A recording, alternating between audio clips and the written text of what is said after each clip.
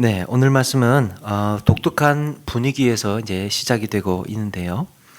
그동안 우리는 1장에서 9장까지, 1장에서 9장까지의 이 지혜란 어떤 것인가, 또 지혜로운 삶은 또 어떻게 살아야 하는 것인가를 계속해서 보아왔습니다. 그리고 어리석고 미련한 자들은 또 어떤 모습을 보이고 있었는지도 함께 묵상을 했습니다. 그런데 가만히 보니까 지혜는 끊임없이 우리에게 지혜를 얻어라, 또 지혜 앞으로 나와라, 지혜와 함께 할 것을 계속해서 권면하고 있었습니다.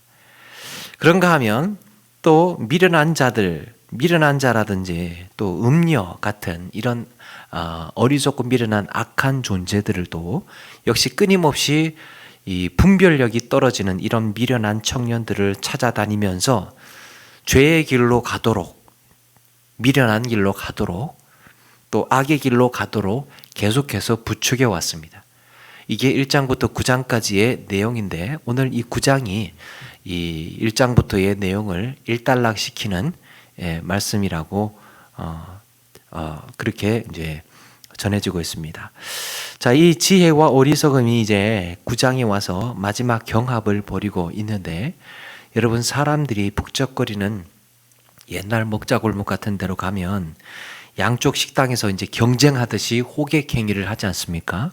야, 우리 식당이 원조니까 오시면 잘 해드릴 테니까 막 이러면서 이제 이쪽으로 들어오라고 막 잡아 끕니다. 그러면 또 저쪽 건너편의 식당에서도 아니라고, 여기가 원조라고 하면서 또 이리로 오시라고 그렇게 또 막 잡아 끌게 되죠. 그러면 어디로 들어가야 될지 살짝 난감해질 때가 있습니다. 괜히 또 어느 쪽 한쪽 선택하기가 참 이렇게 또 미안하게 되는 분위기가 조성이 되죠. 그래도 어쩌겠습니까? 한쪽을 또 선택을 해야 되죠. 오늘 말씀에 지혜와 어리석음의 초대가 그렇습니다. 오늘 말씀은 이렇게 지혜와 어리석음의 이 어리석음을 같이 두어놓고 비교해 가면서 더욱 현명한 선택을 할 수 있도록 도와줍니다. 이런 점에서 지혜로운 자의 태도는 어떤 것이며 또 지혜의 마지막 결론은 어떻게 끝이 나는지를 보여줍니다. 반대로 어리석음 역시도 이 어리석음의 본래 모습은 무엇이고 이 어리석음의 마지막 결론이 또 어떻게 끝나는 것인지를 말씀하고 있습니다. 먼저 1절에서 6절까지의 말씀을 보게 되면 지혜는 앞에 8장에서처럼 이 지혜는 다시 의인화되어서 등장을 합니다.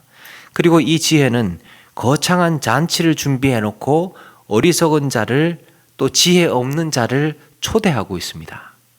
그런데 히브리어나 헬라어는 이 사람이 아닌 경우에도, 무생물인 경우에도 남성인지 여성인지를 표시를 하는데요.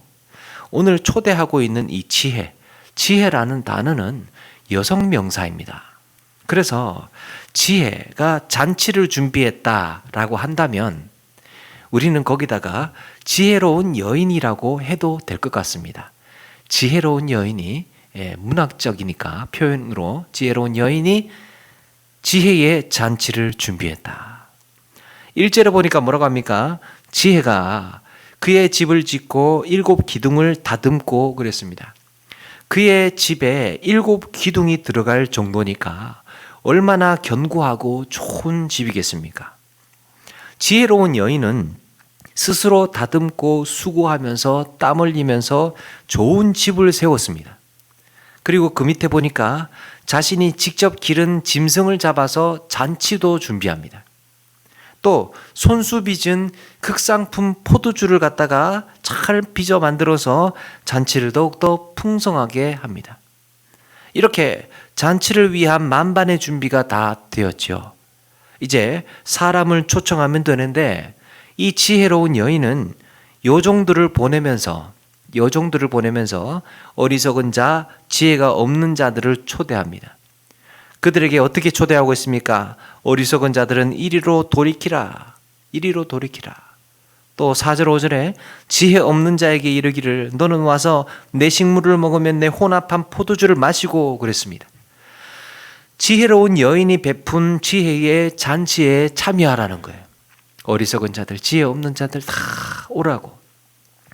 이런 지혜의 잔치에 흠뻑 젖어서 이 잔치의 기쁨을 만끽하라고 초대하고 있는 것입니다. 그런데 지혜의 잔치에 참여하려면 한 가지 조건이 있습니다. 바로 자신의 미련함과 어리석음을 깨닫고 버려야 한다는 거예요. 그리고 이런 미련함과 어리석음을 버리고 지혜의 잔치에 참여하게 되면 어떻게 된다는 겁니까? 6절에 어리석음을 버리고 생명을 얻어라, 명철의 길을 행하라 그랬습니다. 어리석음을 버리고 생명을 얻는다는 겁니다. 지혜의 잔치에 참여하게 되면 그게 명철의 길이라는 겁니다. 그게 현명한 길이다. 지혜의 잔치에 참여하라는 것이 생명이라고 한다면, 지혜의 잔치에 참여하는 것이 생명이라고 한다면, 그 반대로 어리석음의 잔치에 참여하는 길을 뭐라고 할까요? 사망의 길이라 할 수 있겠죠. 그래서 지혜와 어리석음의 양쪽을 다 보았으면 이제 지혜를 택하고 어리석음을 버리라. 그것이 명철의 길이라는 겁니다. 여러분, 미련과 어리석음을 버리고 생명을 얻으시는 우리 모두가 되시기를 바랍니다. 그게 현명하고 명철한 길이고 우리가 가야 할 길이라고 말씀하고 있습니다. 자, 그런가 하면 이 1절에서 6절까지 말씀드렸죠. 그리고 그 다음으로는 13절 이하에 미련한 여인이 잔치를 또 준비하고 있습니다. 이 미련한 여인은 앞에 지혜의 여인과는 달리 17절에 뭘 준비하고 있습니까? 도둑질한 물과 몰래 먹는 떡을 준비했습니다. 자기가 손수 기른 양과 염소와 이런 살찐 짐승, 거기에다가 잘 가꾸어서 기른 포도주, 이런 것이 아니고 이 미련한 여인은 도둑질한 물과 몰래 먹는 떡을 준비했습니다. 앞에 지혜의 여인은 이렇게 손수 잘 기둥을 다듬어서 집을 짓고 자기가 기른 짐승을 잡아서 수고하고 땀 흘려서 좋은 포도주를 준비했는데, 미련한 여인은 자신이 수고해서 얻은 것이 아니라 남에게 훔친 물을 준비했습니다. 그리고 몰래 먹는 떡, 이게 뭡니까? 역시 떳떳하지 못한 음식이라는 것을 암시하죠. 이것도 훔친 떡이라는 말이에요. 미련한 여인은 이렇게 훔친 떡과 훔친 물, 이게 더 맛있다고 부추기고 있습니다. 그런데 14절에 이 미련한 여인의 집이 어디입니까? 성읍 높은 곳에 있는 자리에 앉아서 그랬습니다. 어떤 학자는 이 성읍 높은 곳, 이것을 성벽 위라고 해석을 합니다. 그러니까 이 여인의 집은 성벽 높은 곳에 있다는 것을 짐작할 수 있습니다. 그 위에서 저 아래로 지나는 행인들을 부르고 있는 거예요. 어떤 행인들입니까? 자기 길을 바로 잘 가는 행인들이에요. 자기 집으로 잘 가고 있는 행인들을 저 위에서 저 아래로 내려다보면서 불러서 그냥 부르지 않고 내버려 뒀으면 제대로 자기 길을 잘 갈 사람들인데 이리로 오라고 부르고 있다는 거죠. 그런데 애꿎은 그 사람들을 불러서 이 미련한 여인이 베푼 잔치에 그렇게 초대하고 오라고 하고 있습니다. 그리고 역시 16절 어리석은 자와 지혜 없는 자도 초대하고 있습니다. 초대의 대상이 같죠. 앞에 지혜로운 여인도 어리석은 자와 지혜 없는 자를 초대했는데 이 미련한 여인 역시도 어리석은 자와 지혜 없는 자를 역시 초대하고 있습니다. 지혜로운 여인과 미련한 여인은 서로 이렇게 어리석은 자와 지혜 없는 자를 초대하기 위해서 치열하게 밀고 당기면서 경쟁을 벌이고 있습니다. 자, 여기서 미련한 여인이 사는 곳이 의미심장합니다. 성벽 높은 곳, 보통 성벽 높은 곳은 매춘부들이 사는 곳으로 알려져 있습니다. 여리고성의 기생 라합이 성벽 위에 살고 있었죠. 여호수아 2장 15절에 라합이 그들을 창문에서 줄로 달아내리니 그의 집이 성벽 위에 있으므로 그가 성벽 위에 거주하였습니다. 가나안 땅을 정탐하러 갔던 이스라엘 정탐꾼들이 기생 라합의 도움으로 줄을 따라 내려서 탈출을 합니다. 미련한 여인이 사는 곳 바로 역시 그런 곳으로 보여집니다. 그런데 성경은 이 미련한 여인의 초대에 응하게 될 경우에 어떻게 된다는 겁니까? 18절에 오직 그 어리석은 자는 죽은 자들이 거기에 있는 곳과 그의 객들이 수월 깊은 곳에 있는 것을 알지 못하느니라. 어리석은 자는 그곳에 있는 자들이 이미 죽은 자들이며 무덤 속에 갇힌 자라는 것을 깨닫지 못한다는 거죠. 그러니까 자기도 그런 초대에 응하게 될 경우에 거기에 있는 사람들과 같이 죽은 자들과 같이 수월에 갇힌 자들과 같이 된다는 것입니다. 자, 이렇게 두 가지를 보여줬습니다. 지혜로운 여인의 잔치와 미련한 여인의 잔치 사이에서 우리는 누구의 초대에 응할 것인가를 성경은 우리에게 물어오고 있습니다. 과연 무엇이 지혜로운 것이고 또 무엇이 어리석은 것인지를 이렇게 서로 비교하고 있습니다. 선택은 우리의 몫입니다. 그런데 7절에 이제 구체적으로 지혜로움과 어리석음을 더 선명하게 이렇게 보여주고 있는데요. 7절에 보니까 거만한 자를 징계하는 자는 도리어 능욕을 받고 악인을 책망하는 자는 도리어 흠이 잡히리라. 여러분, 거만한 자는 마땅히 응징을 해야 할 것 같고, 거만하니까 응징을 해야 될 것 같고, 뭔가 좀 본때를 보여줘야 될 것 같고, 악을 행하는 자는 이 책망을 해서 아주 정의를 좀 세워야 될 텐데, 그래야 이제 정의가 좀 서는 것으로 보여질 텐데, 그런데 성경은 뭐라고 말하고 있습니까? 만약에 그렇게 했다가는 네가 오히려 능욕을 당하고 오히려 네가 흠이 잡히게 될 것이라고 말합니다. 그래서 거만한 자를 책망하지 말라고 이야기를 합니다. 여러분, 세상에 거만한 자와 악인들이 어디 한둘이겠습니까? 그런데 성경은 거만한 자를 응징하고 악인들을 책망하는 일에 있어서 매우 조심스럽게 접근합니다.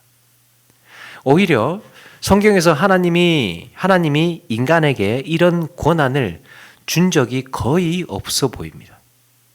거만한 자를 징계하고 악한 자를 책망하는 것. 하나님은 인간에게 이런 권한을 거의 준 적이 없습니다. 왜 그럴까?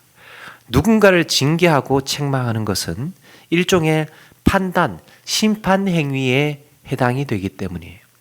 심판을 하는 거예요.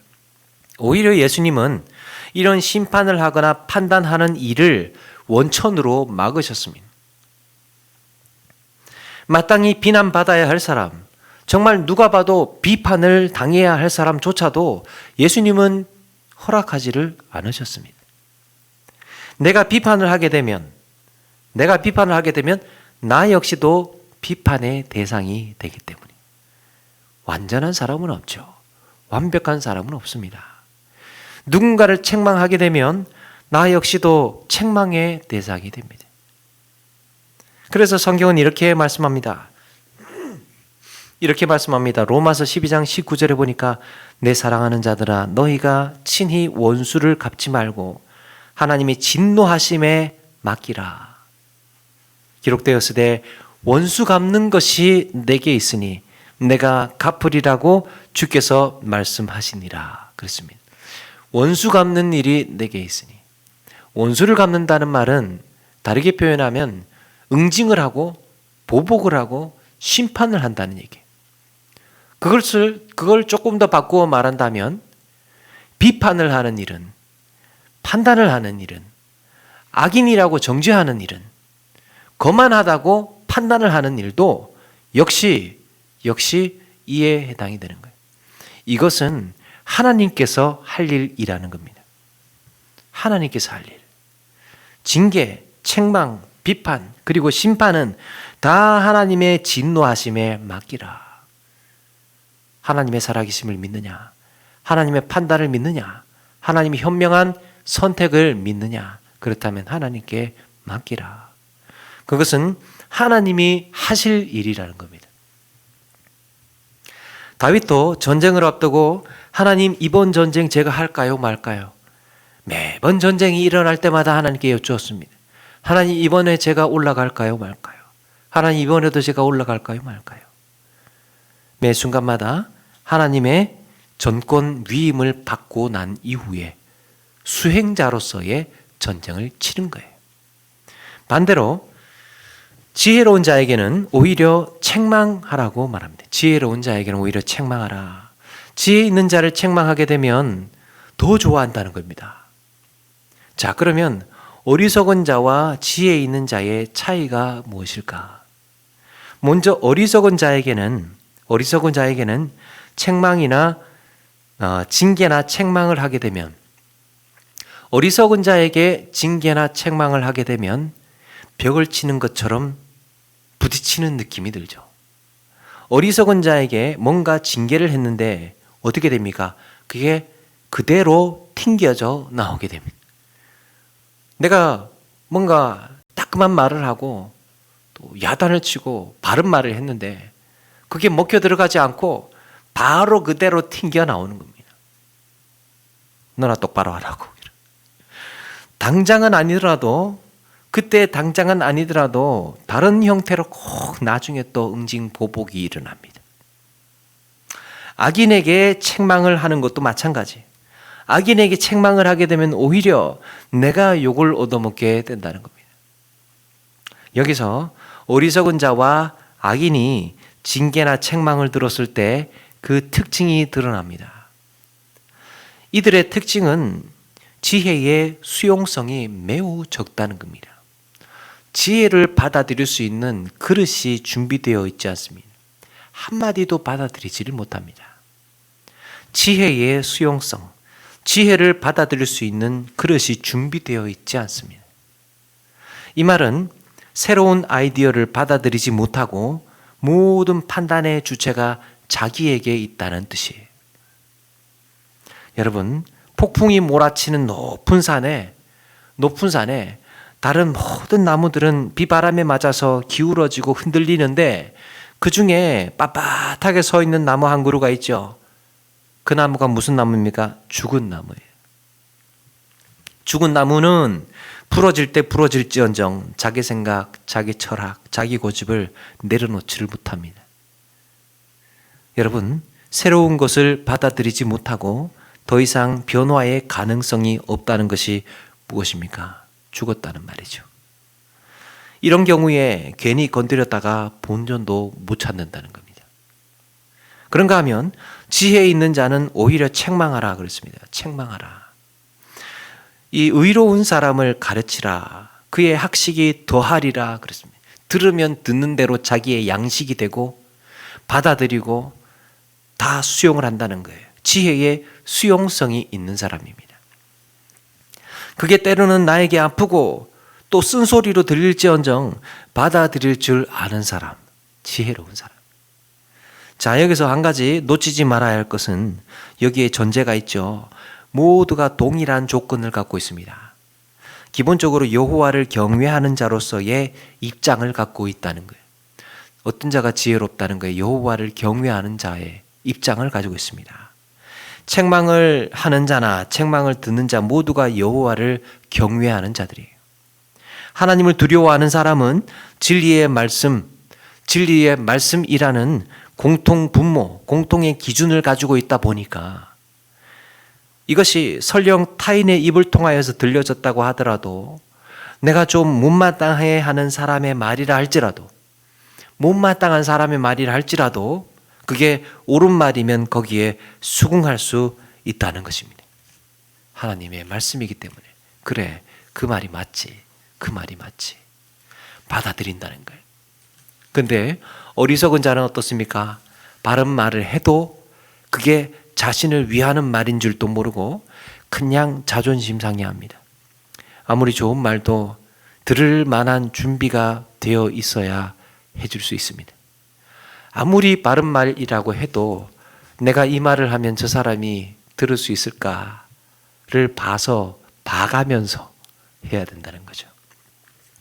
그런데 이런 경우가 있습니다. 아니, 내가 틀린 말 한 것도 아니고 해야 할 말을 해야겠다 싶어가지고 이 바른 말을 해버리는 경우가 있죠. 정말 바른 말 했어요. 나는 진리의 말을 전했습니다. 그럼 어떻게 된다는 거예요? 오늘 말씀 통해서 보면 당연히 그걸 받아들일 역량이 안 되는 사람은 상처를 받거나 보복을 준비하거나 응징을 준비한다는 겁니다. 그런데 또 나는 또 끝까지 그걸 버텨요. 내가 잘못한 건 없다고. 내가 말 잘못한 건 없다고. 내가 뭐 틀린 말 했냐고. 그렇게 버팁니다. 여러분, 성경에는 나오지 않지만 만고의 진리가 하나 있습니다. 사람의 마음의 크기는 내가 기대했던 것보다 언제나 작습니다. 사람의 마음의 크기는 내가 기대했던 것보다 언제나 작아요. 서운함은 거기서 시작됩니다. 아니 이러잖아요. 아니, 이 정도는 이해해야 되는 거 아니냐고.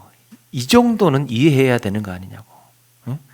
내가 뭐 틀린 말 한 것도 아니고 기껏 그냥 생각해서 어렵게 말해줬는데 쪼잔하게 그것도 이해 못하냐고 라고 말할 수 있습니다. 근데 여러분, 사람의 마음의 크기는 내가 기대했던 것보다 언제나 작다. 이것을 나에게 바꾸어서 적용을 해보면 나의 기대는 상대방의 마음보다 언제나 크다가 될 수 있습니다. 내 기대는 상대방 마음보다 언제나 커. 그래서 아무리 옳은 말이라도 그걸 소화할 수 있는 사람에게 하는 것은, 그걸 소화할 수 없는 사람에게 하는 것은 서로의 관계만 불편하게 만드는 일입니다. 그리고 나의 이 옳은 말을 제대로 소화할 수 있는 사람은요, 거의 없습니다. 그러면 어떻게 해야 하는가? 바른 말도 하지 못하고 옳은 말도 하지 못하고 징계도 하지 못하고 책망도 하지 못한다면 어쩌라는 말인가? 모른 척하는 것입니다. 모른 척하기. 내가 이런 충고를 주고 싶은데, 내가 따끔하게 이런 말을 꼭 해야 되겠는데 상대방이 받아들이기 힘이 들 것 같으면 무리하게 밀어붙이지 말고 모른 척하는 거예요. 근데 여러분, 오해하지는 말아야 됩니다. 이 모른 척한다는 말이 전혀 신경을 쓰지 않고 관심을 끊으라는 말이 아니에요. 이거는 신경 끄기와 다른 말이에요. 오히려 그 반대입니다. 내가 알고 있지만 기다려주는 겁니다. 내가 알고 있지만 기다려주는 것. 그저 주변에 맴돌면서 아예 끊어버린 것도 아니고 은근하게 심리적으로 그 주변을 맴돌면서 바라보고 있다고 느끼게 해주는 것입니다.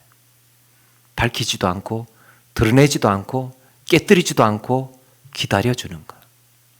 모른 척하는 것. 그리고 위해서 기도해 주는 것입니다. 그를 위해서 기도해 주는 것. 이걸 바로 포용적인 사랑이라고 할 수 있습니다. 주변에 맴돌면서 신경을 끄는 것도 아니고 관심이 없는 것도 아니면서, 그렇다고 해서 그걸 뜯어고치려고 덤벼드는 것도 아니고 징계하려고 책망하려고 달려드는 것도 아니고 곁에서 은은하게 기도해주고 지지해주고 모른 척 해주는 것입니다. 그 말에 대해서 명명하게 밝히지 않고 그의 모순까지도, 그의 아픔까지도 내가 떠안는다는 거예요. 이게 포용적인 사랑입니다. 그의 모순, 그의 나쁜 점, 그의 아픔, 그의 상처, 그의 약점까지도 내가 다 떠안겠다는 자세. 만약에 하나님에 대한 경건이 있고 믿음의 가능성이 있는 사람이라면 누군가 내 주변에서 이렇게 모른 척하고 지켜 바라봐 주는 사람이 있다는 것을 사람은요, 놀랍게도 알아차립니다. 알고 있을 것 같은데 지켜주고 있다는 느낌이 들어요. 그리고 그 사람을 말은 하지 않지만 매우 큰 응원자고 지지자라고 느껴줍니다. 나를 지켜주고 있구나. 그렇게 생각을 한다는 거예요. 내 주변에 이렇게 인내하고 기다려주고 기도해주는 사람이 있다는 것 참 복이에요. 외롭지 않습니다. 그리고 나 역시 그렇게 모른 척 해주는 응원자가 되면 어떨까 생각을 해봅니다. 또 한 가지, 여기서 이제 한 걸음 더 나아간다면 따로 말하기입니다. 따로 말하기. 여러분, 진리라는 것은 매우 날카로운 칼이기 때문에 조심해서 다뤄야 됩니다. 그래서 시간을 구별하고 장소를 구별하고 조심스럽게 환경을 만들어 놓는 것, 그것은 칼을 꺼내기 위한 칼집을 준비하는 것과 같습니다. 안전한 여건 속에서 조심스럽게 꺼내어 보는 거예요. 그런데 조심스럽게 말을 꺼내려고 운을 띄웠단 말이에요. 말을 꺼내려고 운을 띄웠는데 우리는 느끼죠. 받아들일 준비가 안 돼 있구나. 내가 이 말을 더 이상 두세 마디 더 해 나가면 안 되겠구나 라는 생각이 들 수 있습니다. 그러면 무리하게 진리의 검을 휘두르지 말고 다시 집어 넣을 줄도 알아야 됩니다. 그러면 상대방은 어떻게 느끼느냐? 그 말을 하려고 했는데 내 마음을 알고 멈추어 주었구나. 그 얘기를 꺼내려고 했는데 내 마음을 어떻게 알았는지 나를 불편하게 하지 않았구나. 그게 하나의 메시지 전달이 되는 겁니다. 그리고 시간을 두고 또 기다려야 됩니다. 사랑하는 여러분, 우리의 삶에는 지혜로운 자와 어리석은 자를 사실은 날카롭게 다 구분할 수는 없습니다. 100% 지혜로운 사람이 어디 있으며 또 완전하게 어리석은 사람이 또 어디 있겠습니까? 지혜롭다가도 어리석기도 하고 어리석다가도 뉘우쳐서 지혜로운 판단과 선택을 할 수도 있겠죠. 때로는 이렇게 다소 어리석은 면도 있을 수 있고 어리석어 보였다가도 마음을 돌이켜서 새롭게 다짐할 수도 있습니다. 우리 주님은 바로 이런 포용적인 사랑의 모델이 되어 주셨습니다. 예수님께서 부활하시고 난 후에 제자들은 예수님이 부활하셨다는 사실을 알면서도 갈릴리로 고기를 잡으러 갔죠. 예수님께서 잡히셨을 때 다 이 제자들이 예수님을 버리고 도망을 갔습니다. 더욱이 베드로는 예수님 면전에서 저주까지 해가면서 예수님을 3번이나 부인했는데 무슨 할 말이 있겠습니까? 고기나 잡으러 가야지. 부활하신 예수님은 얼마간의 시간이 흐른 뒤에 제자들이 있는 갈릴리 바다로 가십니다. 그리고 베드로를 만나셨습니다. 예수님께서 해야 할 말씀은 분명하죠. 베드로를 보자마자 해야 할 말씀이 분명합니다. 야, 네가 어떻게 날 배신할 수 있어? 네가. 그러고도 네가 내 제자야? 너 그것밖에 안 돼? 네가 인간이야? 하면서 따져 물어야 했습니다. 그게 첫마디 당연한 이야기 아닙니까? 그런데 놀랍게도 예수님은 모른 척 하셨습니다. 그 사실에 대해서 전혀 꺼내지를 않고 언급을 하시지 않았습니다. 예수님의 눈에는 더욱이 그 어떤 원망이나 분노나 서운함이 발견되지 않습니다. 그리고 베드로와 따로 있는 시간에 이렇게 물으셨죠. 바요나 시몬아, 네가 나를 사랑하느냐? 네가 나를 사랑하느냐? 그거면 됐다. 그날 예수님은 베드로라는 제자를 다시 얻었습니다. 잃었던 베드로라는 제자 다시 얻었습니다. 그리고 베드로는 그날 이후로 누구보다도 뜨거운 주님의 제자로 살았습니다. 사랑하는 여러분, 우리가 잘 아는 이 아메리카 원주민 이야기가 있습니다. 어느 날 할아버지가 어린 손자한테 인생에 관해서 이야기를 하죠. 모든 사람 안에는 2마리의 늑대가 있단다. 늑대들은 이 사람의 젖을 먹고 살면서 늘 서로 전쟁을 벌이는데, 첫 번째 늑대는 아주 아주 호전적이고 폭력적이고 이기적이고 교만한 이런 증오로 가득 찬 늑대가 있고, 2번째 늑대는 평화를 좋아하고 빛과 사랑으로 가득한 늑대가 있지. 그런데 이 2 늑대는 우리의 마음 안에서 늘 싸운대요. 그래서 손자가 묻습니다. 아니 그러면 누가 이깁니까? 어느 늑대가 이깁니까? 그러니까 할아버지가 대답을 하죠. 네가 젖을 주는 늑대가 이긴단다. 네가 젖을 주는 늑대란다. 사랑하는 여러분, 우리는 나의 의로움을 증명하고 나의 정당함을 주장하기보다 더 큰 사명이 있습니다. 나의 의로움을 주장하고 나의 정당함을 주장하기보다 더 큰 사명, 그게 바로 모두를 지혜의 잔치에 참여케 하는 사명이에요. 어리석은 자이든 지혜가 없는 자이든 그들에게 찾아가서 높은 곳에 올라가서 불러 외쳐서라도 그들을 지혜의 잔치에 불러 모으는 일입니다. 그들도 살아야 하고 그들도 세워져야 할 하나님의 자녀이기 때문이에요. 이게 우리의 사명입니다. 더 큰 시각에서 본다면 진리를 주장하고 정당함을 주장하고 나의 의로움을 증명하고 싶은 마음이 굴뚝 같지만, 어떻게 인간이 저럴 수가 있냐? 어떻게 저런 짓을 할 수 있냐? 어떻게 저런 말을 할 수 있냐? 어떻게 저렇게 행동할 수 있냐? 라고 폭로하고 드러내고 싶지만, 더 중요한 것은 이렇게 미련한 자, 어리석은 자, 거리를 헤매고 있는 지혜 없는 자들을 불러 세워서 지혜의 잔치에 초청하는 것이 우리의 사명이라고 오늘 성경에서는 말씀하고 있습니다. 어쩌면 그들이 지혜가 없고 어리석은 자라고 하더라도 그들을 지혜롭게 초대하고 그들의 모습을 있는 그대로 받아들이고 떠안는 것, 바로 이 포용적인 사랑으로 그들을 초대하는 방법이 아닐까 묵상해 봅니다. 말씀을 마칩니다. 이것이 바로 주님이 보여주신 포용적인 사랑, 바로 천국 혼인잔치의 초대 방법입니다.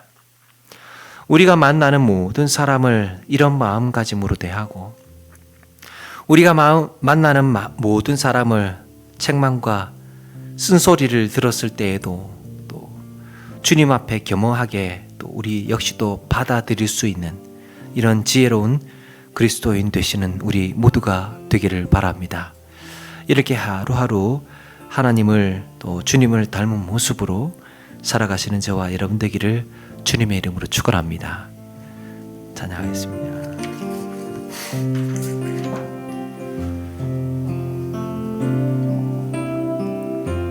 삶의 작은 일에도 그 마음을 알기 원하네. 그 길 좁은 길로 가기 원해. 나의 자금을 알고 그분의 크심을 알며 소망 깊은 길로 가기 원하네.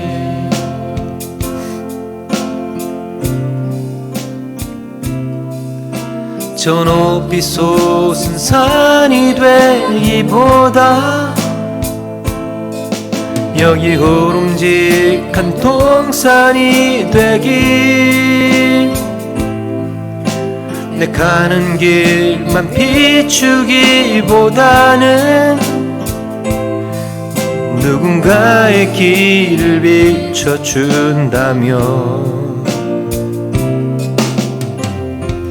내가 노래하듯이 또 내가 얘기하듯이 살길 그렇게 죽기 원하네. 삶의 한 절이라도 그분을 담기 원하네. 살아 높은 길로 가기 원하네. 좁은 길로 가기 원하네. 좁은 길로 가기 원하네. 깊은 길로 가기 원하네. 깊은 길 가기 원하네.